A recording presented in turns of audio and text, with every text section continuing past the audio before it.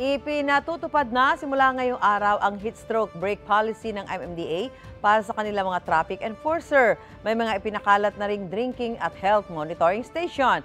May unang balita si James Agustin. Ang movie ay Sa gabi bumabiyahe ang motorcycle taxi rider na si Mang Celso. Bukod daw sa iwas traffic, iwas mainit na panahon din. Kung sakali man daw kailangan niyang bumiyahe sa araw at maabutan ng mainit na panahon, dumidiskarte na lang siya. Naghahanap naman kami ng mga masilong-silungan katulad ng may mga puno. At lagi kami may dalang tubig. Mahabang oras din ang ginugugol ng taxi driver na si Rafael sa lansangan. Kapag daw masyadong mainit na ang panahon, pansamantala muna siyang humihinto sa biyahe. Mililim kaya balik sa garahe, pahinga. Mainit tsaka sobrang traffic.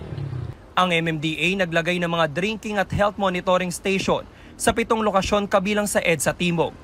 Hindi lang ito para sa kanilang mga personnel, kundi pati sa mga motorista at rider na mapapadaan sa lugar.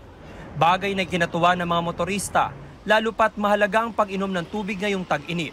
Maganda naman yung gano'n at pagka merong, alam mo, may mga edad na tayo, may mga edad na kami.